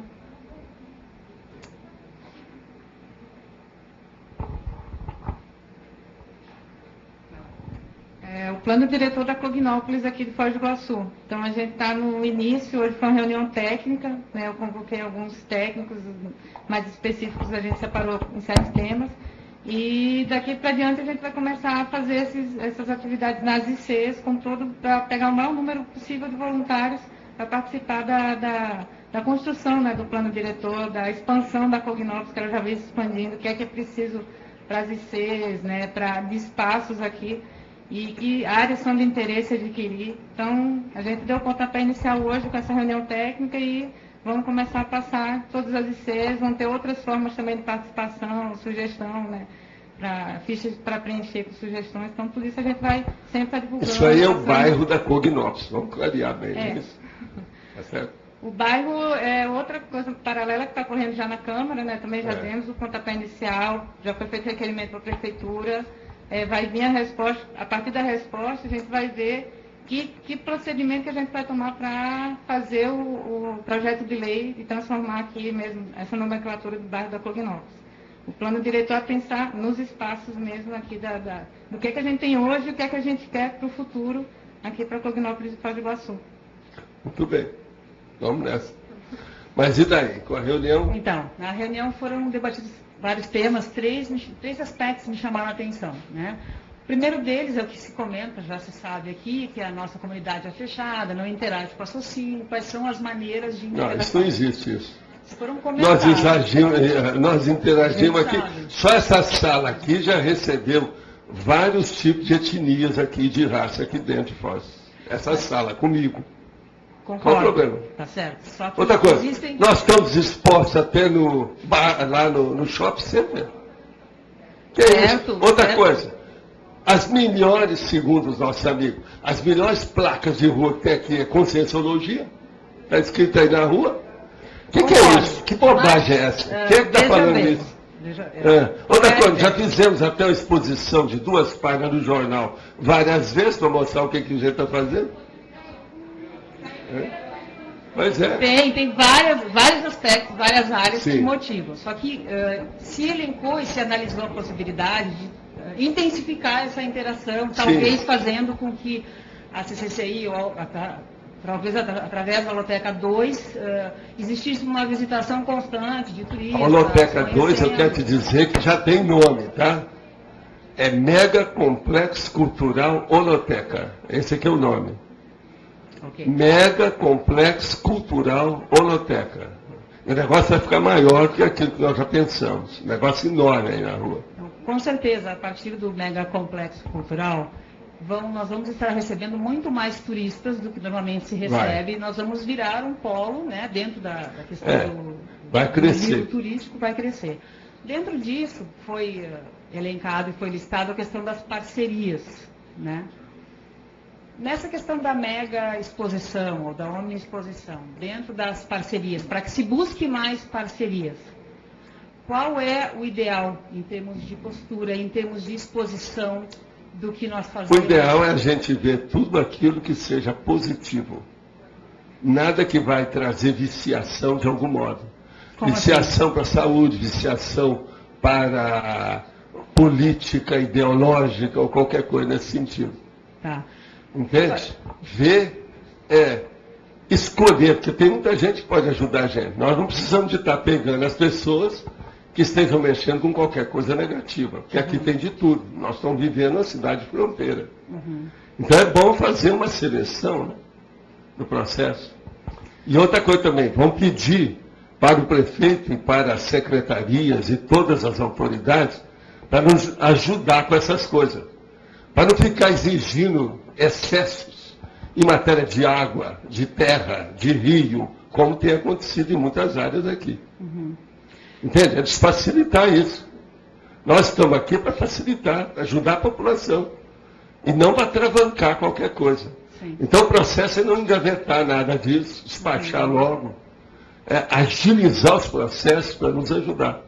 Eu já estou falando desde já. Que aí vem. Então, ó, veja o IBAMA, veja isso, veja aquilo. Então, não é isso? dentro dessas parcerias tem o IBAMA, Aqui, tem o IAP. IBAMA aqui é uma coisa necessária, porque nós vivemos no meio do mato. Sim. Só bosques aqui, nós temos vários deles, e eu defendo demais o verde e os meus bichos. Né?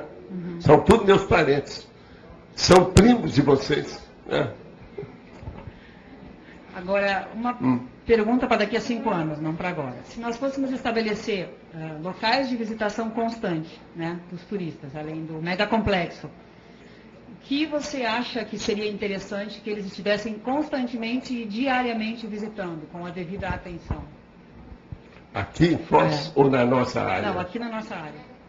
Aí além do megacomplexo. Precisa de ver o que é que vai ter aqui ainda e o alcance que vai ter isso.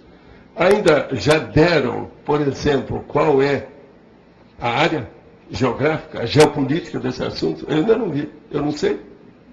Se diga o que vai ter aí dentro. Prazer. Ainda está só engatinhando isso aí. Sim, está no início.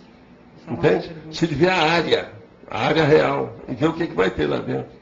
Agora, conosco, a partir desse mega complexo, vai ter muita coisa para se estudar. Aqui mesmo, ó, isso aqui é um holociclo. Só o material aqui, por exemplo, em matéria de lexicografia. A gente tem que chamar atenção para isso. Já teve gente que já veio aqui a Foz só para visitar o dicionário. E o cara chegou para mim e falou assim, eu não vim ver você não, Valdo. Eu quero ver o dicionário que falaram que tem aí. Tem disso tudo. Isso faz uns 3 anos aconteceu. Tem? Vamos ver, né? Vamos adiante.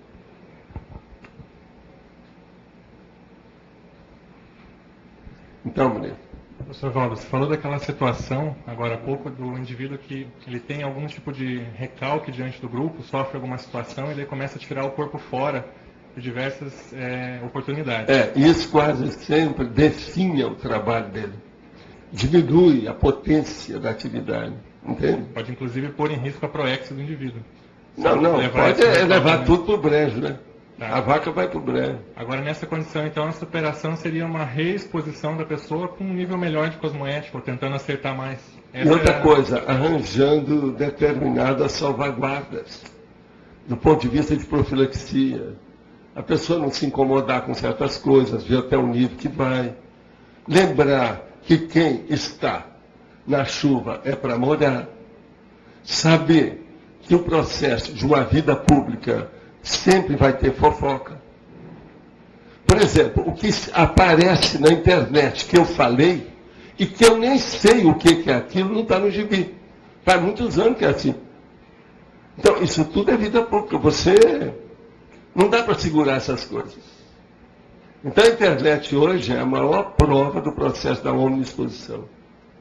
Que através dela que vem os blogs, Orkut, aquela coisa, aquilo espalha. Não tem saída. Agora, eu, de vez em quando, fico até curioso para saber certos fatos. Peço para o povo para examinar, para ver o que é, porque falaram que eu disse isso. O que será isso que eles querem dizer que eu disse? Que eu não sei. Que nem invenção. Entendeu? Então, veja, isso é a vida pública. Por isso que é que eu gosto de escrever as coisas, ver todos os detalhes, o detalhismo, levar a circularidade, repetir, mostrar como é que é, levar até exaustividade, tudo que a gente pode, para ficar bem explícito nesse dia, agora, nesse momento evolutivo. Então, eu gosto de expor isso tudo para não haver dúvida. Mal entendido, mal interpretação. Entende? Sim. Como é que a pessoa pode avaliar melhor se a preocupação dela com a autoimagem já está descambando para a patologia ou se ainda está naquele nível que a gente tem que ter de preocupação? O caso dela é ver o rendimento do trabalho. Se o trabalho está aparecendo, ela está caminhando bem. Se o trabalho está com pouca produtividade, tem alguma coisa errada. Então, o caminho é esse. Uma outra coisa, para avaliar isso, uma coisa boa, é a pessoa ver a cronêmica com o trabalho. Quer dizer, a cronologia do trabalho dela. Quanto já foi feito nesse Isso. E como é que é? Aquilo é satisfatório? É válido? Era isso mesmo que estava se esperando? Ou eu estou muito por baixo? Isso aí tem que ser avaliado com calma. Vale a pena. Agora, um outro ponto. O temperamento ele não vai mudar numa vida humana só, né? Se a pessoa não, pode mudar. A gente mais... não diz aqui. Eu não ponho a mão na cumbuca para consciência nenhuma. Já falei para vocês como é que é. Mas agora, é muito difícil mudar o temperamento da água para o vinho assim, numa vida só. Tem certas bases do temperamento que são muito difíceis. Mas a pessoa pode fazer salvaguarda, inclusive com temperamento. Aqui, observa na sua família. Todo mundo deve observar na sua família. Veja quais são as pessoas das várias gerações da sua família. E olha se os temperamentos mudaram. Como é que é seu tio tal? Entende? Como é que é aquele outro? O seu padrinho, não sei o quê. Aquele seu irmão. O outro que estava lá. A sua tia. Aquela outra que está lá. Aquela outra que manda. Veja os temperamentos de cada um. Pega o áudio de família e vê. Não, esse aqui é assim, esse outro é assim. Vê se aquilo mudou.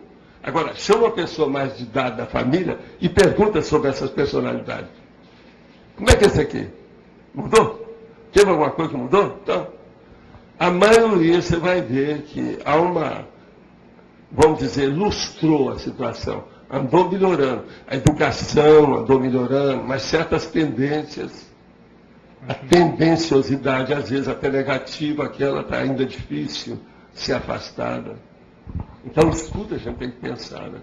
Agora, além da paragenética, nesse caso aí, a genética também influencia bastante o temperamento? Influencia, a educação, né? É o problema. É aquilo que eu estava falando sobre genética. A genética tem dois tipos básicos, se você for examinar. Tem a genética natural, aquela que chega, que é orgânica, é a biológica. E tem a outra que é a funcional, que é a própria vida que está influindo na pessoa. Aquilo também está atuando na genética. Na vida, na personalidade. Entende? Isso também tem que ser levado em consideração. A biológica e a funcional. Não esquecer disso. Hoje, eles examinando as personalidades, um estudo mais profundo, por exemplo, de superdotado, tudo isso, eles examinam esses dois aspectos. A superdotação. Ok, obrigado. Alexandre, dois pontos aqui. Primeiro, de forma, uma dúvida aqui, na parafatologia, na última linha, consta ali assim, ó, a cosmovisão das auras energéticas por maior número de cosmopolitas. Se não seria cognopolitas. Seria o quê? Cognopolitas, ao invés de cosmopolitas. Não, aqui é cognopolita, é que eu não consigo. Você está certo. O que mais? O segundo ponto é em relação ao tema, a omniexposição ela é um fato natural, né, inevitável, assim. Mas ainda, assim, a gente encontra muita defesa em relação a isso, assim, dificuldade de lidar com isso, né? É por isso que está aqui, ó, ela é neutra. Aqui você notou? Tema central neutro. Agora, assim, o que eu queria lhe perguntar é se como que a gente lida com isso para desconstruir essa dificuldade de lidar com isso. A primeira coisa, uma pessoa tem que perguntar para si mesma: eu sou normovertido ou introvertido ou extrovertido? Essa é a primeira coisa que tem. E a pessoa vê qual o caminho dela. O que predomina em mim? É extroversão? É introversão? Como é que é? O contrário dessa condição seria a introversão, né? E outra coisa, o autismo, né? O isolamento. É o homem do farol, faroleiro. É o que se fecha em copas. E às vezes é por orgulho. Aí é a Torre de Marfim. É isso que eu ia perguntar. Ele está preso na Torre de Marfim. Entendeu? Qual é que é o Agora, outra coisa. A computação hoje parece que expõe muita pessoa, mas tem muita gente que fica cada vez mais encruado, encapsulado em si mesmo. Isso é um encasulamento. Ela virou um casulo. Ela está fechada. E outra coisa, essas pessoas às vezes até fazem encriptação e não aparece, ela arranja outro nome. Ela não aparece, é a última a aparecer. O engraçado é que tem uma ilusão de que ela está interagindo com o cosmos, mas está se fechando. Está se fechando cada vez mais. Hoje isso aí já está preocupando até a psicologia, certas áreas de medicina, para ver essas pessoas. Né? Mas como é que e outra coisa pior, essas coisas estão começando já na infância. Esses meninos que estão sendo criadores na base de interneteiros, isso é um perigo. Eu não sei para onde eles vão. Pode ser que vai ter uma geração aí que vai começar a dar tilt daqui uns 10, 20 anos. Tudo quanto é tiro. Olha o Brasil com tanta coisa que tem. Agora veja, vamos lembrar, eu estou falando de internet, mas vamos colocar o celular nisso. O celular está no meio disso. Não, o pior da história, tem o page. Mas é uma palavra esquisita em inglês, mas é muito sério. Sabe? Page. E outras coisas mais. Como é que fica? Como é que é aquele aparelhinho? Pendrive. Né? Entende? Isso tudo aí é um negócio muito sério. Agora faz parte das questões entende? Desde a infância. Então, são coisas que a tecnologia está trazendo, uma tecnologia até um certo ponto que a gente tem que abençoar, isso veio para melhorar, mas a gente tem que ver o que isso vai criar de problema? As vicissitudes, né, do processo. Isso tudo está a caminho. Vamos ver o que vai dar. Agora, a omniexposição. Você vê o que tem acontecido na questão das televisões. Televisão por todo lado. Já há muitos anos eu já tinha escrito sobre esses assuntos. Aldeia global. Sobre o problema do barulhinho do aparelho eletrônico. Que é esse que vai regularizar a vida da pessoa. Você está sendo observado, onde você está. Sorria, a televisão está sobre você. Isso tudo é um problema. Esse aqui é o Big Brother, né? Sério. Né? É um grande irmão.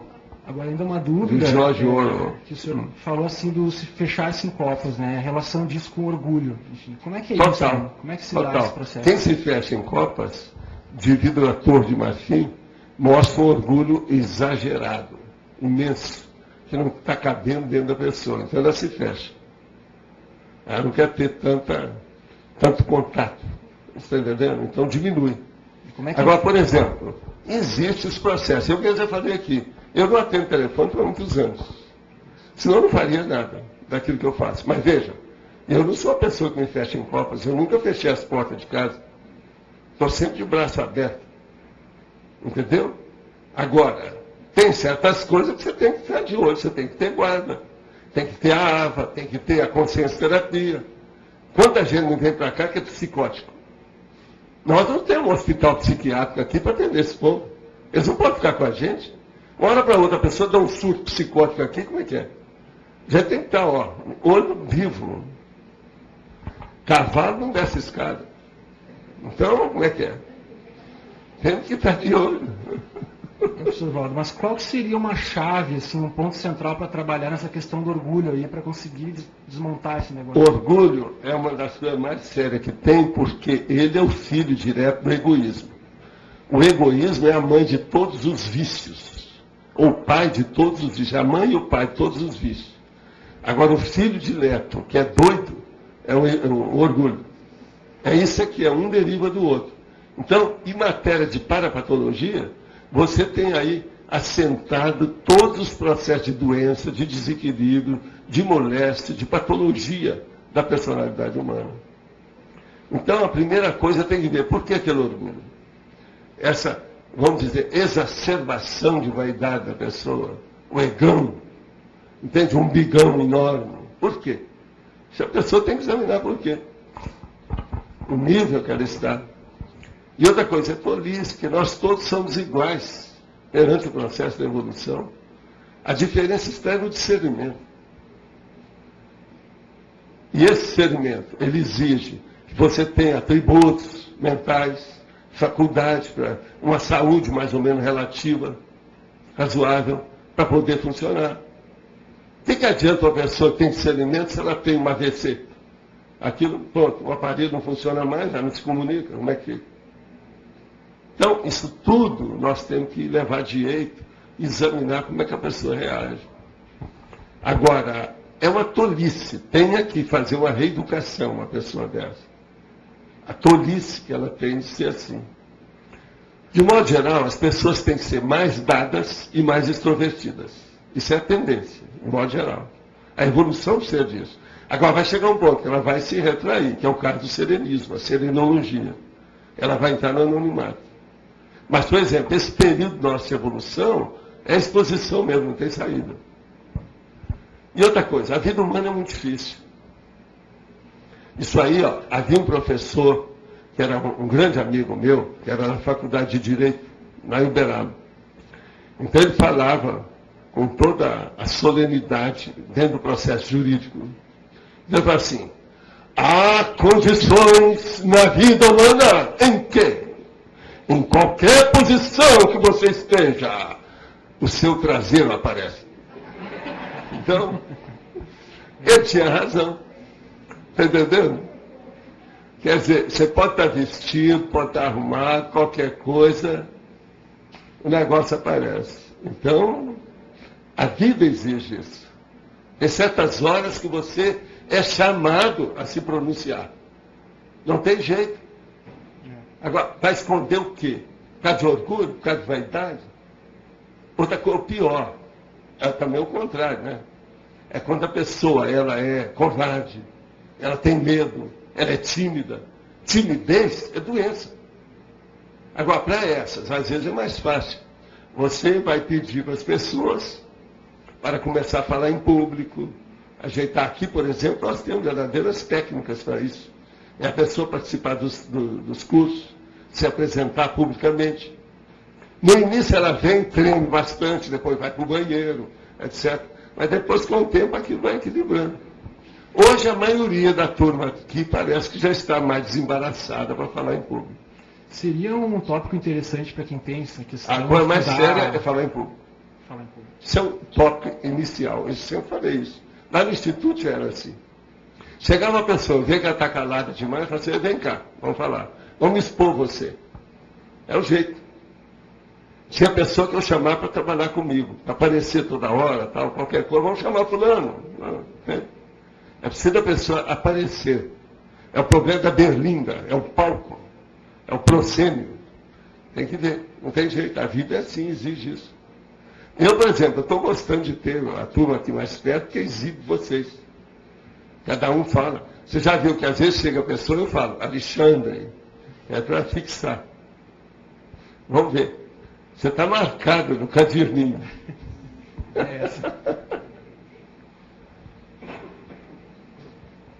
Então, Flávio. Queria falar do conscienciograma, né? Pode falar. Queria falar rapidamente, assim, gente, para aproveitar a omniexposição, a gente trabalha com a técnica da Consciencobaia do conscienciograma. Ela é simples e complexa. Ela é complexa até a gente passar pela experiência, mas a gente percebe que é um grande desassédio. É um alto desassédio a pessoa passar pela situação de ficar totalmente nua, né, exposta, um striptease consciencial, expondo as suas mazelas, os seus trafores, os seus talentos. Então, a gente quer dar uma estimulada aí para o pessoal procurar pela gente, porque a gente tem feito vários cursos, e os nossos cursos não aparecem em ninguém, tá? É só porque quem está passando por isso são as pessoas que mais estão crescendo. Então, essa exposição com o conscienciograma, que quem foi o pioneiro, né, Valdo? Foi você com esse curso, né? O professor Valdo pegou o livro, foi lá e falou tudo dele, sobre ele, e a gente viu o quê? Que a gente está crescendo um monte, que todo mundo que está passando pela situação vê que muitos relatam até assim para a gente. Antes eu achei que era igual a Inquisição, isso foi um aluno que falou. Depois eu achei que era uma conversa com um evoluciólogo. É uma Inquisição suave, né? Com doce de leite. Então é uma oportunidade que está aí, quem quiser procurar pelo pessoal da Conscience. Quero fazer uma pergunta, Valda, sobre o Big Brother. Eu vejo que pessoas que passaram pelo Big Brother lamentam. Eu já vi em várias revistas e jornais, as pessoas ficam mal faladas, se arrependem. O que faz com que uma pessoa vá para um programa... Lá parece mais um ambiente de prostituição. Eu não assisto muito, mas assim... Do jeito que foi feita, para chamar a atenção. Aquilo é coisa de americano e é da base da zona boêmia. É bem bacana. Foi feito né? para isso, para fazer escândalo. Mas assim, por que uma pessoa vai para uma situação dessa e não pensa? Eles procuram fazer uma tintura em todo o negócio. Eu, por exemplo, eu não vejo programa nenhum desses. Não vou perder tempo com isso. Eu também nunca vi. Aquelas mais sensíveis. As mais frágeis. E que pode criar mais repercussão. Tá. Para vender melhor o peixe. Faz isso. Então o que você quer? Aqui não é casa de Orates. Já para pôr fogo. Para injetar o assunto. Isso é normal. Tá bom. Então, prostituição. Não pode esperar muito isso. Tá certo. Agora, gente, eu queria aqui responder uma pergunta. A possibilidade de uma comunidade extrafísica próxima à cidade de Sorocaba. Eu quero dizer para esse nosso amigo que eu não sei se tem. Lá eu não examinei Sorocaba. Certo? Uma outra coisa é sobre retilinearidade e coerência. O caso é o seguinte, quando a pessoa começa a ter a retilinearidade de pensamento, a tendência dela vai ser coerente em tudo. Porque tudo vai fazer uma convergência para um equilíbrio maior. Esse equilíbrio maior vai levar para uma coesão, para uma condição mais avançada de manifestação. De modo que existe uma relação muito grande entre retilinearidade pensênica e coerência consciencial. Outra coisa. Aqui, a pessoa está dizendo o seguinte, foi comentado sobre o coração. Eu percebo que quando faço EV, sinto muito taquicardia. Às vezes até me preocupa pela intensidade e a força das batidas. Então eu estou perguntando se é assim mesmo. Eu quero revelar uma coisa muito séria, que isso é uma das técnicas do EV.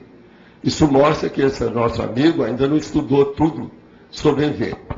O EV é um processo de anamnese.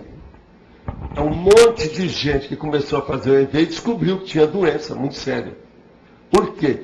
Vai mostrar, se a pessoa começar a perceber, aonde que é que não funciona, dos chakras da pessoa. Às vezes, por exemplo, a hepatopatia, que às vezes acontece muito.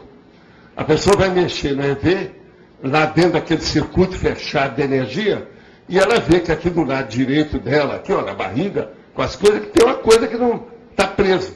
Ela vai examinar, ela está com o fígado tudo estourado, e ela não sabia disso antes. O EV, então, antes de mais nada, é uma anamnese. Se essa pessoa está disparando o coração, está dando taquicardia, primeira coisa, visita um cardiologista, mostra o distúrbio que você está sentindo, veja se existe algum processo de hipertensão, se você está com uma excitabilidade maior nesse período, se há um estressamento, põe a mão assim na frente e vê se você está tremendo ou se está devagar para ver o processo todo esse problema do sistema nervoso secundário. Enfim, para você, por exemplo, a gente indica para a gente começar a estudar o laboratório da imobilidade física mesmo, que foi feito justamente para atender casos iguais a esse. Mas agora, o processo é ver o distúrbio. Uma outra coisa, eu posso perguntar aqui, que você não vai responder mesmo que você não está aqui. Quando você tem relação sexual, seu coração também fica assim? É bom você falar isso para o cardiologista. Isso é muito importante. Aí eu estou falando um negócio muito mais sério, porque o ato sexual exige muito mais adrenalina. Se no EV, que não existe tanta adrenalina, ele já está com taquicardia, primeira coisa, será que ele tem vida sexual? Preciso perguntar, ele mesmo perguntar para ele. Porque às vezes ele também vai ter, depois que eu estou falando, ele pode picotar lá em cima da cama. De modo que vão pensar bem nisso antes. EV, antes de mais nada, é um agente diagnóstico. Ele mostra os processos de diagnóstico da pessoa. Ele mostra o equilíbrio que a pessoa está, ou o desequilíbrio que ela vive, até do ponto de vista orgânico. Agora, outra coisa. Como faço para melhorar a insônia que eu tenho? Quais as técnicas que eu posso fazer? Existe uma forma de amenizar esse problema? Ora, primeira coisa, insônia, há várias causas sérias. Hoje é um assunto muito estudado, com profundidade. É necessário pesquisar a coisa com calma. Agora, eu, en passant, posso falar alguma coisa que talvez possa ajudar a pessoa. Se você nunca experimentou, tem uma técnica, que é lá de Goiás, que é o seguinte: coma bem antes de dormir. E depois, se arranja uma cadeira do papai e senta. Igual essa aqui assim, ó, mas senta. Você tem que ficar assim, ó, sentado. E você vai dormir. Porque a tendência da pessoa é o processo da oxigenação sanguínea ficar na parte do gastrosoma. O mentalsoma vai diminuir o processo de oxigenação. E a pessoa vai dormir. Isso, para começar a estudar as reações do seu corpo, pode ajudar muito. Comer bem antes de dormir. E dormir pelo menos 2 horas recostado, sentado. Depois de 2 horas você vai para a cama. Agora, o ideal é isso. Agora, não ver filme de ação antes da hora de dormir. Senão está danado. E outra coisa, fazer higiene consciencial. Olha por que você não dorme. Você fica pensando em quê? Qual que é o problema? A pessoa tem, isso aí falta higiene consciencial. Então, a melhor coisa que a pessoa deve fazer é ir aos laboratórios da conscienciologia, que também foi feito para isso. Por exemplo, o pensenologia é um que ajuda a pessoa que tem insônia. Então, de modo geral, a condição é essa. Vamos pensar nisso.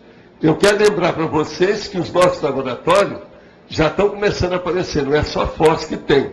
Já tem em outros lugares por aí afora. Já estão começando a fazer lá em Natal, já tem no Espírito Santo, tem em Portugal, tem no Rio de Janeiro e tem não sei aonde mais. Daqui a pouco nós vamos ter até em Marte. Tá certo? Você queria falar alguma coisa? Tem. A relação dos jovens, professor, que mudou radicalmente, né? Existe algum ponto positivo? Porque mudou completamente. Agora eles primeiro ficam meses se conhecendo pela internet para depois pessoalmente serem apresentados. É. Então é uma espécie Não, de... e tem também o problema da ficação, que é pior ainda. Pois é. Ficar Então, com. Existe algum aspecto positivo dentro disso tudo? Eu acho que essas coisas todas vieram para ficar. Só que tem que, por enquanto, ainda tem muito excesso. O processo é não deixar ter excesso demais, porque senão aparece a AIDS, vem uma gravidez que ninguém está esperando, né? Imprevista. Então, a opção de coisa nesse sentido. Isso aí tem que ser visto. E outra coisa, hoje já tem até assassinato por causa disso, que a pessoa encontra com o outro sem falar nada, ficou conhecendo pela internet, vai ver, é um marginal. Isso aí é um perigo. Então, eu acho que essas coisas têm que ser mais seguidas, observadas, controladas, assistidas. Vamos assistir. Okay. Tá certo? Agora, gente, eu queria trazer para vocês, no próximo domingo, macrosomatologia. Pode ser? Vocês estão de acordo? Eu sei que esse aí, tem gente aí que está me pedindo para ver, eu vou trazer. Então, macrosomatologia. Agora, hoje, vocês sabem que é para terça-feira que vem, a eleição hoje tem 20 verbetes com 10 verbetes novos. Eu queria até dar para o Jânio a listagem de mais 10, viu, Jânio?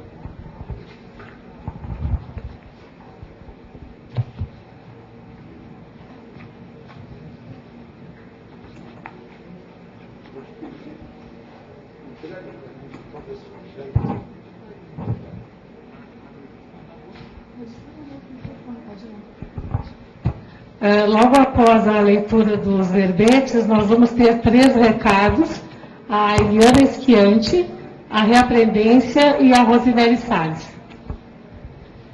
Verbetes novos: Dia Matemático, Extraproexis, Minimorexis, Maxiproexis, Miniproexis, Palavra-chave, Planejamento milimétrico, Strong Profile, Transvercom e Valor existencial.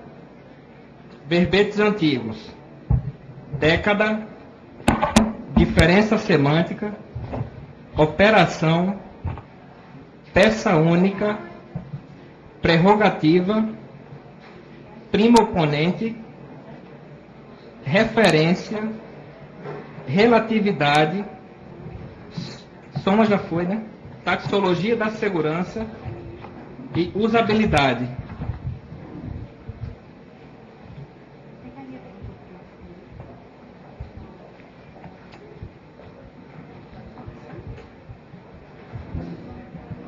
Boa tarde a todos. Nós gostaríamos de convidar vocês para participar do Aquaplamentário, que vai acontecer no dia 28, 29 e 30 de março. O foco vai ser sobre o tema epicentrismo consciencial. Como a gente sabe que tem muitas pessoas que estão aí no front da batalha com tarefas bastante sérias, nós gostaríamos de convidar e chamar a atenção realmente para a gente poder discutir e debater esse tema no Aquaplamentário. Os EPICOMs serão a professora Marina Tomás e o professor Pedro Fernandes. Então, estamos aí, inclusive, convidando também os teletertulianos que estão aí nas suas cidades, que quiserem participar e tiverem interesse, é só ligar para o CAEC, que a gente vai oferecer todas as informações necessárias. 045 DDD 35 25 26 52. Repetindo o número do telefone para quem está em outra cidade: 045 35 25 26 52. Obrigado, gente. Pessoal, eu gostaria de divulgar para vocês o workshop de autoria de cursos de Conscienciologia. Esse workshop vai ser dado pela Reaprendência na semana que vem, sábado e domingo, e ele tem o objetivo de fazer com que as pessoas desenvolvam seus cursos através de técnicas didáticas para que ela organize todo o material, seu plano, né, do tema de pesquisa dela. Quem tiver alguma dúvida ou quiser mais informações sobre o curso, que vai ser na semana que vem, sábado e domingo, tarde e à noite, podem falar comigo, com a professora Ana Luísa ou com qualquer voluntário da Reaprendência. Obrigada. Pessoal, nós gostaríamos de convidar todos para o primeiro curso que está sendo realizado em parceria com a Nova IC, que é a IC de Escritores. O CAEC vai promover um curso em parceria com a IC de Escritores. O curso é Imersão na Escrita. São 3 dias, cai 19, 20 e 21, no feriado de abril, onde a gente vai ter, então, todo um trabalho para facilitar um campo holopensênico aqui, preparado para poder a pessoa estar escrevendo, estar dinamizando a sua pesquisa e a sua publicação. Então, estão todos convidados. Obrigada. Oi? Tem desconto. Idosos, adolescentes, tem desconto. Voluntários de pós também.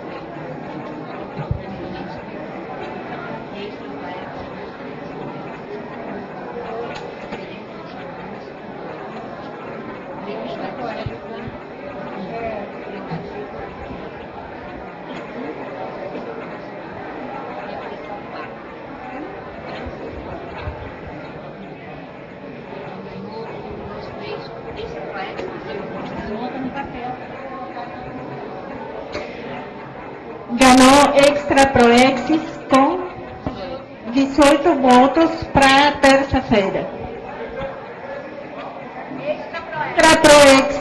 Extra proexis.